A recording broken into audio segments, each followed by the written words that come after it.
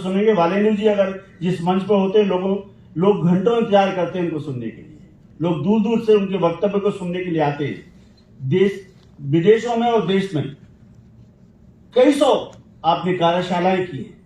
कोई ऐसा मंच नहीं होता जो भाषा का जिसके ऊपर वालेंद्र जी नहीं होते हैं। सरकारी कार्यक्रमों में उनको बुलाया जाता है और मुझे लगता है कि दिल्ली विश्वविद्यालय के जो और कार्यक्रम हो उसमें वालेंद्र जी रहेंगे तो निश्चित रूप से युवाओं के अंदर भाषा को लेकर एक नई क्रांति आएगी। ऐसे भाषा के योद्धा जो तकनीक से भाषा को जोड़ रहे हैं। भाषा साहित्य के माध्यम से आगे बढ़ती है, कविता कहानी सबके माध्यम से आगे बढ़ती है, लेकिन अगर भाषा को रोजगार से जोड़ता है तो उसको तकनीक के साथ जोड़ना होगा और यही बात वालेंद्र जी अपने करने में लगे हुए हैं। तो आज किसी भाषा को अगर आविष्कार से प्रौद्योगिकी से जोड़ा जाए, विज्ञान से जोड़ा जाए तो ही वो भाषा आगे बढ़ सकती है। अब तक जो हिंदी बढ़ रही है, चाहे वो बॉलीवुड की बात कर रही थी, चाहे मंचों की बात कर रही थी, कविता कहानी गजलों की बात कर रही थी, तो भाषा बहुत बढ़ रही है। लेकिन जिस दिन भाषा प्रौद्योगिकी तकनीक के साथ जुड़ जाएगी तो वो रोजगार की भाषा भी बन जाएगी और उच्च शिक्षा में भी उसका बोलबाला हो जाएगा। तो ऐसे वालेंद्र दधीची जी हमारे बीच यहाँ उपस्थित हैं। इस पूरे सत्र की समाप्ति के अवसर पर मैं उनको पूरी विनम्रता के साथ आमंत्रित कर रहा हूं, पूरे सम्मान के साथ आमंत्रित कर रहे हैं। जोरदार तालियों से उनका स्वागत।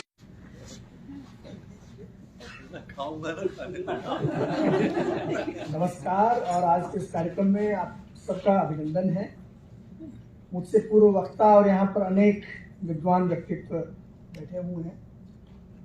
सम्माननीय वाजपेयी जी, लक्ष्मी शंकर वाजपेयी जी, सम्माननीय आनंद मिश्रा जी, सम्माननीय सुधाकर पाठक जी, सम्माननीय अजीत जी और आप सभी जो विभिन्न गुरुजन जो विभिन्न विश्वविद्यालयों से और महाविद्यालयों से आए हैं और आप सब छात्र छात्राएं। यहाँ पर जो चर्चाएं चल रही थी उनसे स्पष्ट होता है कि हम लोगों के मन में एक बात तो स्पष्ट है कि हिंदी का जो भविष्य है वो उज्जवल है। इस बारे में किसी के मन में कोई संदेह नहीं। मुझसे पूर्व वक्ताओं ने विभिन्न क्षेत्रों में हिंदी की प्रगति का जिक्र किया और उन्होंने किस प्रकार से हिंदी हमारी भावना से जुड़ती है, हिंदी हमारे जीवन मूल्यों से जुड़ती है, हमारी आत्मा से जुड़ती है, हमारी संस्कृति से जुड़ती है, उसको भी उन्होंने रेखांकित किया।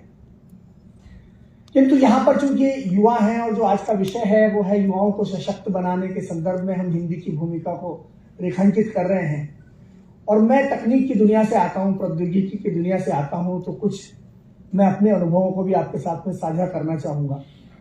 सबसे पहली बात तो यह है कि जिस प्रकार आनंद कुमार जी ने कहा कि वो एक बहुत छोटे गांव से आते हैं और बिल्कुल हिंदी माध्यम से उन्होंने सारी अपनी पढ़ाई की है, तो मैं भी उन्हीं की तरह से एक बहुत छोटे गांव से आता हूँ, राजस्थान से, और मैंने भी अपनी पढ़ाई हिंदी से ही की है। तो हम लोग समझ सकते हैं, एक दूसरे के साथ में रिलेट कर सकते हैं, जोड़कर देख सकते हैं उनके अनुभवों को, और उस आधार पर मैं भी ये कह सकता हूं कि हिंदी आपको रोकती नहीं है, हिंदी आपके लिए बाधा नहीं है। आपकी पृष्ठभूमि, यदि आप किसी खास भाषा से आते हैं वो आपको रोकती नहीं, आप किसी खास क्षेत्र से आते हैं वो आपको रोकता नहीं, आप किसी ग्रामीण पृष्ठभूमि से आते हैं वो भी आपको रोकते नहीं, आप हो सकता है कि वित्तीय रूप में कमजोर पृष्ठभूमि से आते हो वो भी आपको रोकती नहीं। अगर कोई आपको रोकता है तो आप खुद अपने आप को रोकते हैं। अभी एक मित्र ने प्रश्न पूछा था कि क्या करें जो हमारे माता पिता जब हमें कहते हैं कि अंग्रेजी माध्यम की तरफ जाओ, तो उसका बहुत अच्छा उत्तर भी यहाँ पर आनंद जी ने दिया कि आप खुद सिस्टम में आइए और उसको बदलने की कोशिश कीजिए। उसका एक और उत्तर हो सकता है कि आप खुद एक मिसाल बनिए। और आज के दौर में मिसाल बनने से आपको कोई रोकता नहीं, क्योंकि यहाँ पर अनेक मिसालें हैं आपकी हिंदी भाषा में। आनंद कुमार जो हमारे एक आपने सुना होगा बिहार में जो बच्चों को पढ़ाते हैं और वो विज्ञान की पढ़ाई देते हैं, हिंदी भाषा में पढ़ाते हैं, उन्होंने एक मिसाल कायम की ना, उन्होंने एक मिसाल कायम की और एक किस्म का जन आंदोलन वहां पर खड़ा हो गया। ऐसे अनेक लोग हैं जिन्होंने मिसालें कायम की। जहां तक हिंदी भाषा और टेक्नोलॉजी का संबंध है मित्रों, जिन क्षेत्रों में हिंदी बढ़ रही है उनमें टेक्नोलॉजी भी एक है। अक्सर हम लोग जो जिक्र करते हैं हिंदी भाषा की प्रगति के संदर्भ में वो हम शिक्षा के क्षेत्र का करते हैं, हम मीडिया आधुनिक दौर में जिन क्षेत्रों में हिंदी भाषा की टेक्नोलॉजी, उसमें हिंदी का व्यापक विकास हो रहा है। और इस पर बहुत सारे पहलू हैं इसके। और देखिए, हमें अपनी हिंदी भाषा का उत्सव मनाना है, उसके बारे में गौरव भान हमें होना ही चाहिए, लेकिन उसके बाद दूसरे पहलुओं पर भी हमें ध्यान देने की जरूरत है। हमें थोड़ा मीमांसा करने की जरूरत है कि किन क्षेत्रों में हिंदी बढ़ रही है, और यदि उन क्षेत्रों में जहां बढ़ रही है तो वहां क्या कुछ नया करने की संभावना है। तो यदि हम टेक्नोलॉजी की बात करें तो टेक्नोलॉजी विविध रूपों में हिंदी में बढ़ रही है। पहली बात, दुनिया की जितनी भी आधुनिक तकनीकें हैं वहां पर हिंदी मौजूद है। अब आपसे मैं पूछूं कि आधुनिक तकनीकें कौन कौन सी हैं आज के जमाने में, तो आप में से शायद, चूंकि आप तो सभी युवा हैं, तो आप जानते होंगे कि आर्टिफिशियल इंटेलिजेंस एक आधुनिक टेक्नोलॉजी है, इसको कृत्रिम बुद्धिमत्ता कहते हैं हिंदी में। उसी प्रकार से क्लाउड कंप्यूटिंग एक आधुनिक तकनीक है। इंटरनेट ऑफ थिंग्स या आईओटी एक आधुनिक तकनीक है। डेटा एनालिटिक्स एक आधुनिक तकनीक है। कोलैबोरेशन या रिमोट वर्क या हाइब्रिड वर्क, ये जो कुछ नया घटित हो रहा है वो आधुनिक तकनीक है। इसी प्रकार से मेटावर्स एक नई तकनीक हम लोगों के सामने दस्तक दे रही है। ब्लॉकचेन एक आधुनिक तकनीक है। आपके मन में कभी प्रश्न आता है कि ये सब जो आधुनिक तकनीकें जिनके बारे में हम पढ़ते हैं अखबारों में, वहां हिंदी की क्या स्थिति है? तो मित्रों, इन सभी में हिंदी मौजूद है। दुनिया की सबसे आधुनिकतम तकनीकों में भी हिंदी मौजूद है। उदाहरण के तौर पर मशीन की इंसानों की तरह उत्तर देने की क्षमता या परिणाम देने की क्षमता। आप यदि आज देखते हैं कि मशीन अनुवाद जो कि आर्टिफिशियल इंटेलिजेंस से आता है, वहां पर हिंदी मौजूद है। हमने माइक्रोसॉफ्ट में जो मशीन अनुवाद प्रणालियों का विकास किया है, उसमें हिंदी और दुनिया की 100 से ज्यादा भाषाओं के बीच में अनुवाद का पुल हमने बना दिया है। आप चाहें तो हिंदी में जो लिखे उसको फ्रेंच, हिब्रू या दुनिया की किसी भी दूसरी भाषा में तुरंत आप अनुवाद कर सकते हैं। तो ये इसका एक उदाहरण हुआ। कंप्यूटर विजन, ये आर्टिफिशियल इंटेलिजेंस से आता है और वहां भी हिंदी मौजूद है। हैंडराइटिंग रिकॉग्निशन, आपकी हस्तलिपि को पहचान सकती है आज टेक्नोलॉजी हिंदी भाषा में। आप हिंदी में अपने हाथ से कुछ लिखते हैं, उसका फोटो खींचते हैं और वो टाइप किए हुए टेक्स्ट में बदल जाता है, तो वहां हिंदी मौजूद है। और ये सब कहां से आ रहा है? आर्टिफिशियल इंटेलिजेंस से आ रहा है। तो मैं आपको यही एक विश्वास पैदा करना चाहता हूं कि हिंदी में वास्तव में कुछ ठोस काम हुआ। रंजक प्रसंग भी आते हैं जब हम मशीन अनुवाद का जिक्र करते हैं, तो कई बार मुझे विभिन्न प्रकार की चुनौतियां भी दी जाती है विभिन्न मंचों पर जब हम प्रदर्शन कर रहे होते हैं। जैसे आपको बताऊं कि पिछले दिनों मैं एक कार्यक्रम में आर्टिफिशियल इंटेलिजेंस पर बोल रहा था और वहां पर मैं डेमोन्स्ट्रेशन भाषाओं के बीच में अनुवाद करना, अंग्रेजी से हिंदी में, हिंदी से अंग्रेजी में। तो वहां अनेक प्रकार की जो चुनौतियां आती है, उसमें कुछ चुनौतियों की आपको उदाहरण देना चाहूंगा मैं, क्योंकि हम लोगों का जो सोच है वो थोड़ा सा आज भी टेक्नोलॉजी के प्रति उतना ज्यादा शायद खुला हुआ नहीं है। अभी भी हम लोग थोड़ा सा संदेह की दृष्टि से टेक्नोलॉजी को देखते हैं। तो मुझे एक व्यक्ति ने कहा कि आप इसका अनुवाद कीजिए कि the policeman consulted the book of law and booked the driver for violation of traffic rules. तो उनको लग रहा था कि इसमें बुक शब्द का प्रयोग 2 रूपों में आया है, तो ये ट्रांसलेट नहीं हो सकता टेक्नोलॉजी से, तो इसको आप हिंदी में अनुवाद कीजिए। मैंने तुरंत अनुवाद किया और अनुवाद वही आया कि पुलिसकर्मी और चालक का यातायात नियमों के उल्लंघन के लिए चालक पर मामला दर्ज किया। तो शुद्ध अनुवाद आ रहा है, हिंदी वहां पर मौजूद है। एक और बताता हूं, अभी कल परसों ही एक कार्यक्रम में मैं था, उसमें एक सज्जन ने कहा कि अच्छा आप अनुवाद ये कीजिए 3 शब्दों का।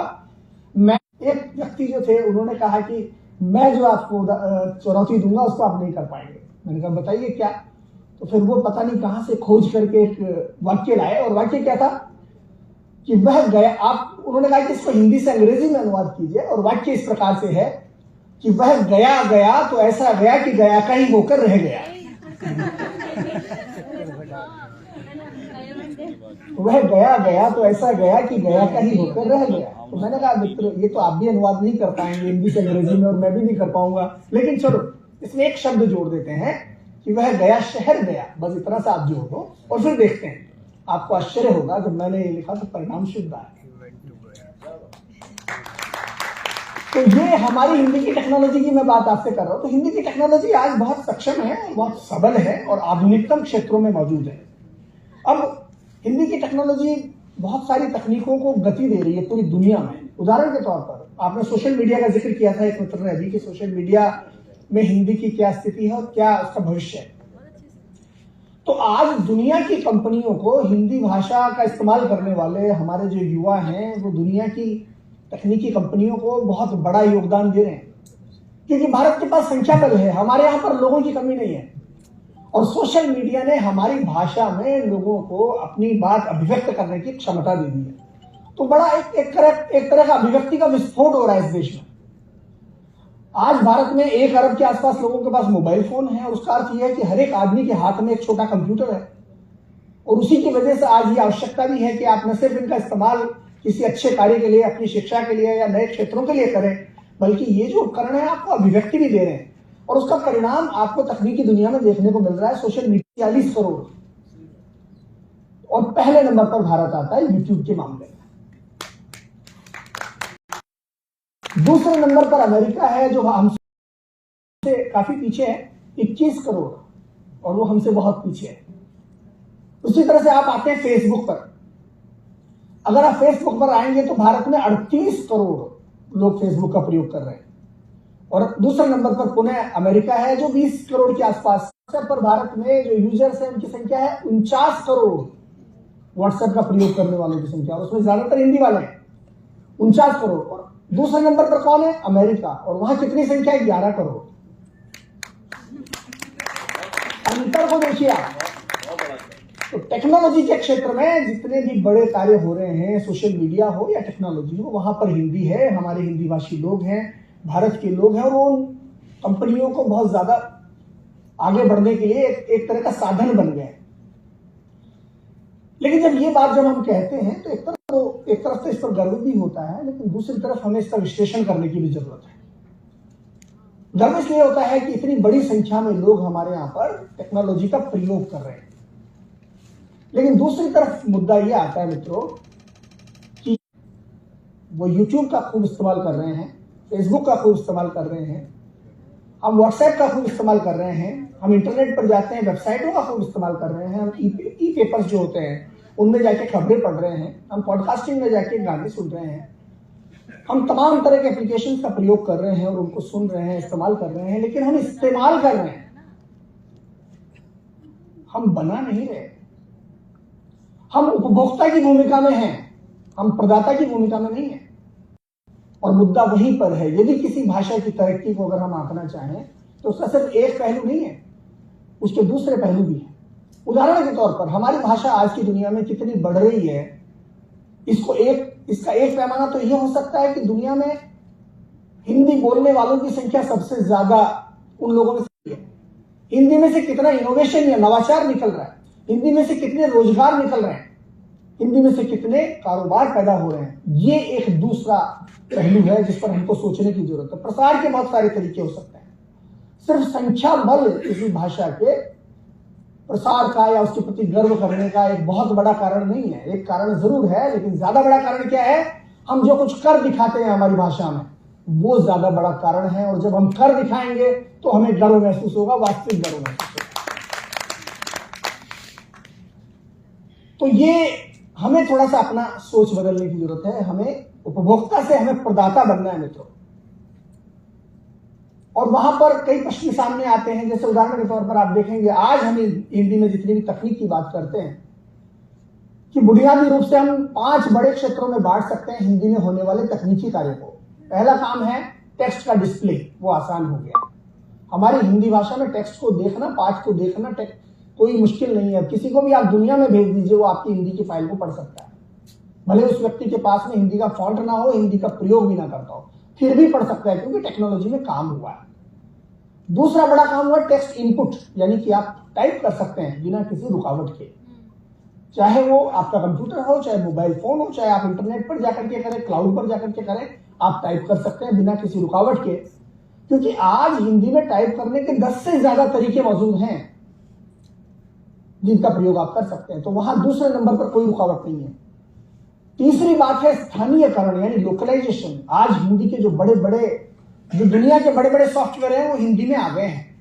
और हिंदी में आ गए से मतलब क्या है कि जैसे विंडोज है, जिसका प्रयोग आप अंग्रेजी में करते आए हैं, पूरा का पूरा विंडोज आपको अंग्रेजी में दिखाई देता है, लेकिन आप 3 या 4 बार क्लिक करेंगे अपनी सेटिंग्स में जाकर के तो पूरे विंडोज को आप हिंदी का विंडोज बना सकते हैं। आज वो तैयार है, उसके अंदर ये क्षमता मौजूद है।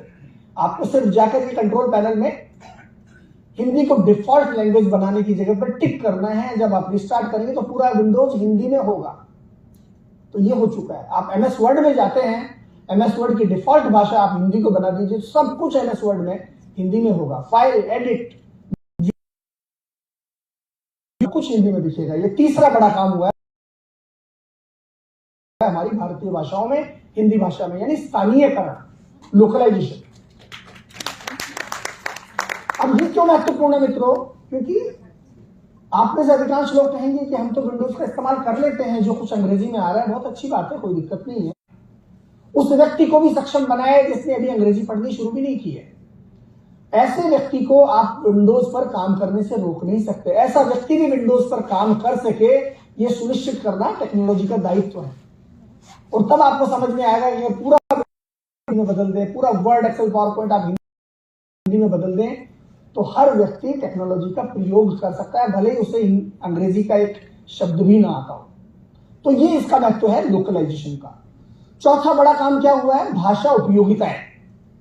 यानी कि जिस तरह से आप अंग्रेजी में स्पेलिंग चेक कर लेते हैं और माइक्रोसॉफ्ट वर्ड जो है उसमें स्पेलिंग चेक होने लगेगी हिंदी में, ऑटो करेक्ट होने लगेगा हिंदी में। राइट क्लिक करेंगे किसी शब्द पर तो शब्द जो सुझाए जाते हैं सिनोनिम्स, वो हिंदी के होंगे। आपने लिखा कविता तो सुझाया जा रहा है काव्य, नज्म, पद्य आदि आदि। तो सब कुछ भाषाई स्तर पर भी हिंदी में मौजूद हो चुका है। ये चौथा बड़ा काम हुआ है।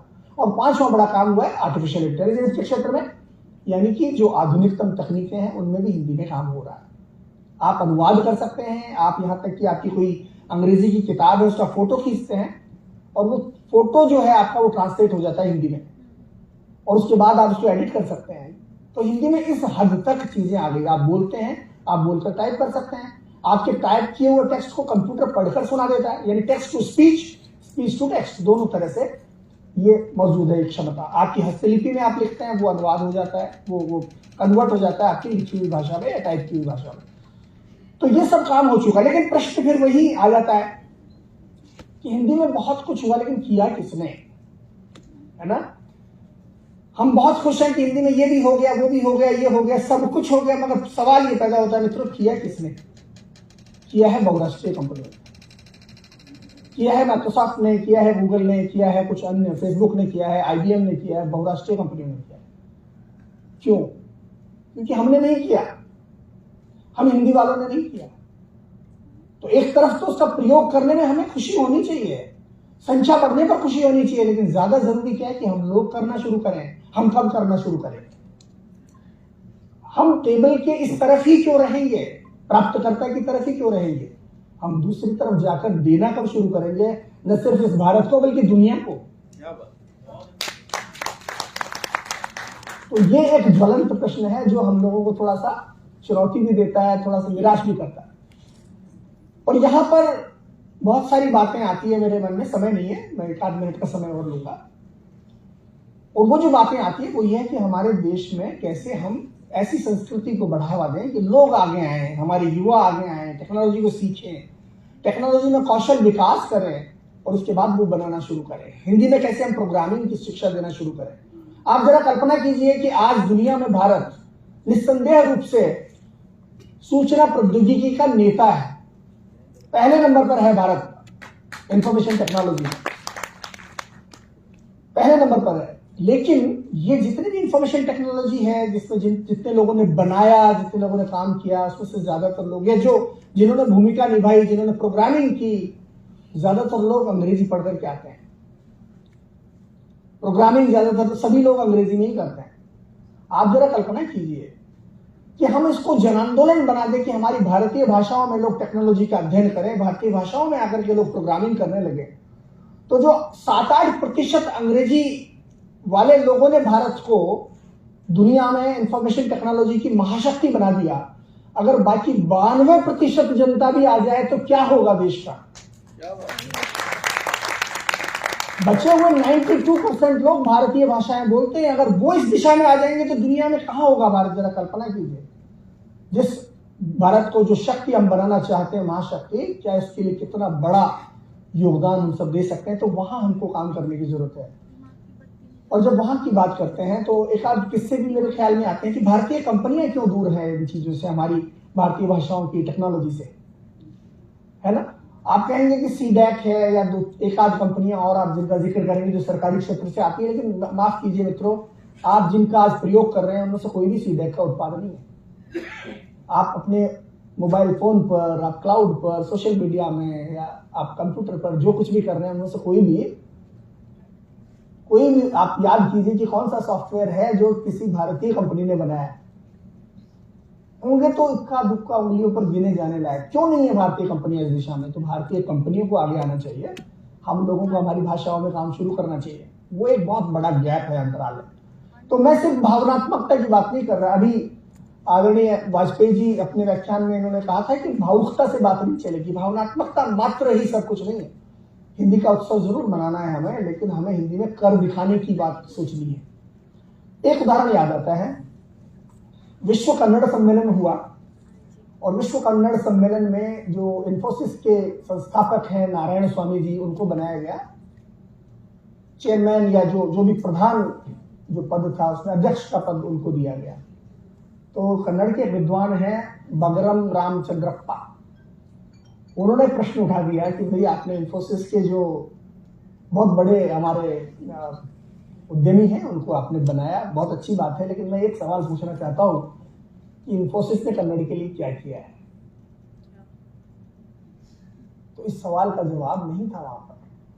तो नारायण स्वामी जी ने कहा कि मैंने कन्नड़ में लोगों को, कन्नड़ बोलने वाले हमारे युवाओं को नौकरियां दी है बहुत सारी, तो ये काम मैंने किया। ये बात सच है, ये भी एक महत्वपूर्ण योगदान है, किंतु ये भी सच है कि हमारी कंपनियां हमारी भाषाओं में आगे नहीं आ रही। तो ये हमें दूर करना होगा। और बाद में आप सब जो युवा हैं, आप आइए थोड़ा विज्ञान की तरफ जाइए मित्रों, स्टेम की तरफ जाइए, साइंस, टेक्नोलॉजी, इंजीनियरिंग और मैथमेटिक्स। ये आज का जमाना है। मानव साहित्य बहुत महत्वपूर्ण है, मानव कविता बहुत महत्वपूर्ण है, भाषा बहुत महत्वपूर्ण है, अन्य क्षेत्र बहुत महत्वपूर्ण है, लेकिन ये भी बहुत ज्यादा महत्वपूर्ण है स्टेम, यानी साइंस, टेक्नोलॉजी, इंजीनियरिंग और मैथमेटिक्स। और उसके साथ ही साथ व्यावसायिक क्षेत्र, जो पेशेवर क्षेत्र होते हैं, उन दिशाओं में आप जाइए। क्योंकि जिन देशों को आप देखेंगे, अगर देशों की तरक्की का आप आकलन करेंगे और विश्लेषण करेंगे, तो आप पाएंगे कि जहां पर ये स्टेम यानी STEM, science, technology, engineering, mathematics आगे बढ़े हैं, वो देश आगे बढ़े। अमेरिका इसका उदाहरण है, जापान इसका उदाहरण है, हमारे ताजा पड़ोस में चीन इसका उदाहरण है। हमारे भारत में आज लगभग, मुझे 3-4 साल पहले का 2019 का आंकड़ा मेरे पास है, भारत में स्नातक लोगों की संख्या, जो हमारे स्नातक युवक हैं, उनकी जो संख्या थी वो थी 1,80,00,000। और चीन में स्नातक लोगों की संख्या थी 7,77,00,000। हमारे देश में स्नातक ज्यादा है चीन से, ग्रेजुएट्स ज्यादा है चीन से। हालांकि जनसंख्या अभी भी चीन की थोड़ी सी हमसे ज्यादा है, तो कितनी खुशी की बात है। लेकिन चीन हमसे आगे क्यों है? वालों की जो संख्या है वो 26% है और चीन में 41% है, 41%। तो वहां पर एक डिफरेंस आपको दिखाई दे रहा है। सन 2000 में चीन में 3.5 लाख स्नातक हुआ करते थे प्रतिवर्ष, विज्ञान और टेक्नोलॉजी के क्षेत्र से आते थे, 3.5 लाख। और जापान में भी ठीक 3.5 लाख आते थे, सन 2000 की बात है, ठीक है। उसके बाद अब 2020 पे आ जाइए, 20 साल आगे, तो जापान में विज्ञान और टेक्नोलॉजी के स्नातकों की संख्या 3 लाख हो गई है, यानी 50,000 की कमी आई है। और चीन में विज्ञान और स्नातकों की संख्या, जो विज्ञान और टेक्नोलॉजी के स्नातक है, 16.5 लाख पे है। तो 3.5 लाख से वो 16.5 लाख पे पहुंचा है इन क्षेत्रों में। जापान 50,000 पीछे पहुंचा है। और आज आप देख सकते हैं कि तरक्की की अगर आप बात करेंगे आर्थिक रूप में कि पिछले 20 वर्षों में किस ताकत ने ज्यादा तरक्की की, तो आप रिलेट कर सकते हैं कि जहां विज्ञान, तकनीक और ये गणित और इंजीनियरिंग और पेशेवर क्षेत्र, इनमें जिन्होंने ध्यान दिया जिन देशों ने, वो आगे बढ़े। अब आप लोग हिंदी माध्यम से आते हैं, मैं हिंदी माध्यम का छात्र हूं, तो हमारे मन में ये प्रश्न आता है कि मैं क्या करूं, ये तो मेरा क्षेत्र नहीं है। नहीं, आपका क्षेत्र भी है। आपका क्षेत्र इसलिए है कि हम सबको साइंटिफिक टेम्पर हमारे भीतर होना चाहिए। हमारा जो मानस है वो वैज्ञानिक होना चाहिए। भले ही आप हिंदी के छात्र हैं, साहित्य के छात्र हैं, राजनीति विज्ञान के छात्र हैं, कोई बात नहीं। आपका अगर आपका एक साइंटिफिक टेम्पर है, आपका वैज्ञानिक मानस है, तो आप इस प्रगति में योगदान दे सकते हैं, क्योंकि फिर आप नए क्षेत्रों की तरफ आप खुले हुए हैं, आप नई चीजें सीखने की दिशा में आप खुले हुए हैं, नए कौशलों की तरफ आप खुल जाते हैं।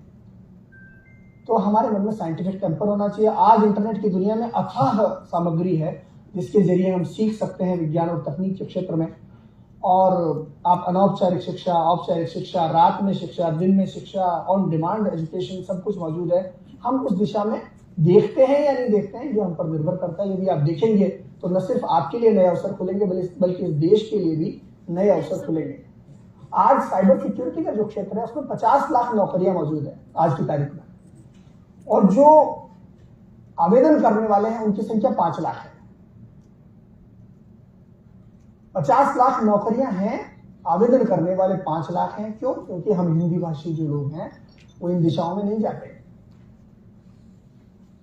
हम उन क्षेत्रों में नहीं जाते जहां डिमांड आ रही है, हम उन क्षेत्रों में ही जाते हैं जो पारंपरिक रूप से हम जहां जाते रहे। हम शिक्षा में जाते हैं, मीडिया में जाते हैं, हम प्रशासन में मध्यम दर्जे की नौकरियों में जाते हैं। हम उन दिशाओं में नहीं जाते। हमें उन दिशाओं के प्रति अपने आप को खोलने की जरूरत है, उन दिशाओं में सोचने की जरूरत है। जरूरी नहीं है कि आप इंजीनियरिंग में दाखिला लें, आप 3 महीने का एक कोर्स कर लीजिए, आप 6 महीने का साइबर सिक्योरिटी का एक कोर्स कर लीजिए और साइबर सिक्योरिटी में आ जाइए। मित्रों, ये जो हमारी भाषाओं में बेरोजगारी का दंश है, ये इसलिए भी है कि हम नए क्षेत्रों की तरफ अपनी आंखें नहीं खोल रहे। तो टेक्नोलॉजी की तरफ आइए, मैं आपको आमंत्रित करता हूं। मैं भी आप ही की तरह हूं, मैं भी हिंदी में एमए था, उसके बाद मैंने अपनी दिशा बदली और मैं टेक्नोलॉजी में आया। और आप जानते हैं कि आज हम काफी कुछ कर पा रहे हैं, और मेरे आने के बाद हमारे संस्थान में हमने काफी काम किया, जो आप देख ही रहे हैं सारे आर्टिफिशियल इंटेलिजेंस से लेकर तमाम क्षेत्रों में। और ये आसान काम नहीं था हमारी भाषाओं में, ये काफी मुश्किल था। उस पर मुझे एक कविता भी याद आती है, वो कवि का नाम तो मुझे ध्यान नहीं है, वाजपेयी जी को ध्यान होगा, कि जिस दिन से चला हूं कभी मुड़कर नहीं देखा, जिस दिन से चला हूं कभी मुड़कर नहीं देखा, मैंने कभी भी मील का पत्थर नहीं देखा, ये फूल नहीं ऐसे विरासत में मिले हैं, तुमने मेरा कांटों भरा बिस्तर नहीं देखा। इसके साथ ही मैं अपनी बात समाप्त करूंगा, लेकिन संदेश मेरा यह है कि नहीं नारों के दम पर एक भी सीढ़ी चढ़ेगी, नहीं नारों के दम पर एक भी सीढ़ी चढ़ेगी, नतीजे हम दिखाएंगे तभी हिंदी बढ़ेगी। गलों को फाड़कर चाहे करें हम अनगिनत दावे, बनेगी मूक की आवाज तो हिंदी बढ़ेगी। ठहर जाती हैं भाषाएं नएपन से जो डरती हैं, ठहर जाती हैं भाषाएं नएपन से जो डरती हैं, नवाचारों को अपनाए तभी हिंदी बढ़ेगी। और यह तकनीक, कारोबार और विज्ञान की दुनिया जो इनके साथ चल पाएगी तो हिंदी बढ़ेगी।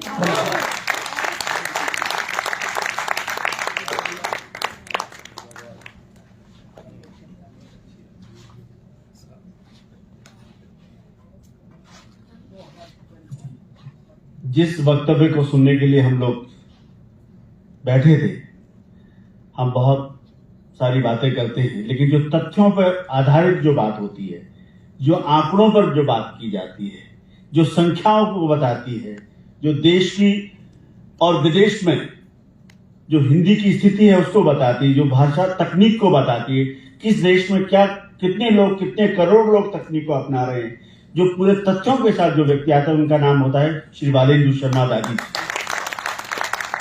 निश्चित रूप से आज देश में सबसे बड़ा नाम है जो भाषा तकनीक पे काम कर रहे हैं। माइक्रोसॉफ्ट के में जो कुछ भी इनके माध्यम से हमारे पास आ रहा है, इसी से हिंदी बढ़ेगी। और अंत में जो आपने कुछ जो पंक्तियां कही, ये कहीं ना कहीं हमारे लिए सूक्त बात है। हम इनको लेके चलें, हमारी कविताएं भी आगे बढ़े, हमारी गजल भी बढ़े, हमारी छंद भी बढ़े, और वाजपेयी साहब की हाइकू भी बढ़े, और 26 पूरी की पूरी विधाएं बढ़े।